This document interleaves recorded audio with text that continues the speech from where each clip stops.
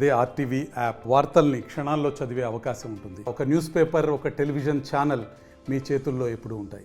అన్నమయ్య జిల్లాలో స్మగ్లర్లు పారిపోవడంపై పలు అనుమానాలు వ్యక్తం అవుతున్నాయి. ఏదైతే నిన్న అర్ధరాత్రి సానిపాయ అటవీ ప్రాంతానికి కారులో బయలుదేరినటువంటి కొందరు స్మగ్లర్లు రంపము, అదేవిధంగా వంట సామాగ్రి గొడ్డలతో సానిపాయ అటవీ ప్రాంతానికి బయలుదేరారు. ఈ క్రమంలో అన్నమయ్య జిల్లా సుండిబల్లె మండలం ఏదైతే బైరాగిగుట్ట వద్దకు ఉన్నటువంటి చెక్పోస్ట్ వద్దకు వెళ్ళగానే అక్కడ అటవీ శాఖ అధికారులు తారసపడడంతో వారు వెనుదిరిగేందుకు ప్రయత్నం చేశారు. ఈ క్రమంలో వారిని ఫారెస్ట్ అధికారులు వెంబడించారు. అయితే వెంబడించిన క్రమంలో కూడా ఒక్కసారిగా కూడా ఏదైతే వంతెనపై నుంచి వెళ్తున్నటువంటి కారు అదుపు తప్పి ఏదైతే వాగులో పడింది, ఆ వాగులో పడడంతో కూడా ఒక్కసారిగా వారందరికీ గాయాలైనట్లు కూడా సమాచారం.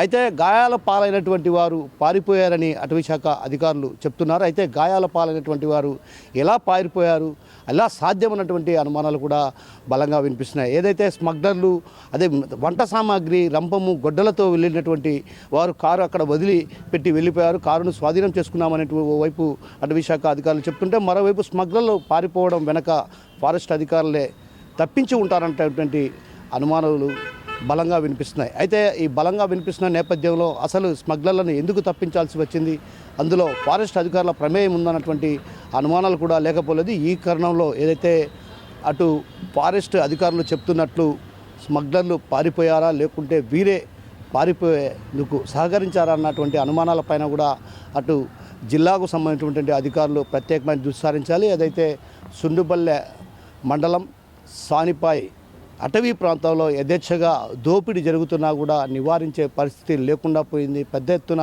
గతంలో కూడా కూలీలు అక్కడ చేరుకోవటం, అదేవిధంగా ఎర్రచందనం వృక్షాలను నిర్వహించే పరిస్థితి కనిపిస్తుంది. అయితే ఈ క్రమంలో ఒక్కసారిగా కూడా నిన్న అర్ధరాత్రి జరిగినటువంటి ఘటన పైన కూడా పలు అనుమానాలు వ్యక్తం అవుతున్నాయి.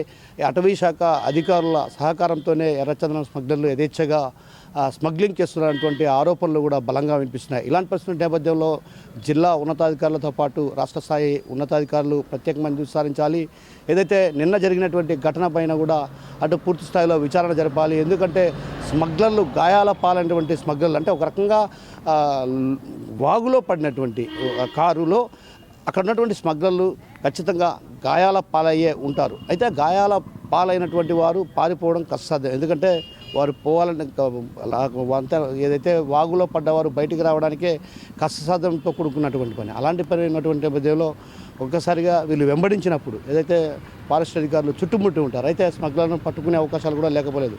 అయితే వారంతా కూడా స్మగ్లర్లను తప్పించి ఈ ప్రయత్నాలు చేస్తున్నారన్నటువంటి ఈ విధంగా చెప్తున్నారన్నటువంటి ప్రచారం కూడా జోరుగా సాగుతుంది. అయితే ఈ క్రమంలో రాష్ట్ర స్థాయి ఉన్నతాధికారులు ఏదైతే ఎర్రచందన పరిరక్షణ కోసం ప్రత్యేకమైన దృష్టి సారిస్తున్నటువంటి తరుణంలో ఓ రకంగా డిప్యూటీ సీఎం అదేవిధంగా మంత్రి పవన్ కళ్యాణ్ కూడా ఎర్రచందనం వృక్షాలను నిర్వహించకుండా సంరక్షణ కోసం ప్రత్యేకమైన దృష్టి సారించినటువంటి నేపథ్యంలో ఆ దిశగా అడుగులు వేస్తున్నటువంటి తరుణంలో ఒక్కసారిగా సుండిపల్లె ఘటన పైన కూడా విచారణ చేపట్టాల్సినటువంటి అవసరం ఎంతైనా ఉందన్నటువంటి వాదన వినిపిస్తుంది. కెమెరా పర్సన్ హరితో కిషోర్, రాయచోటి నుంచి.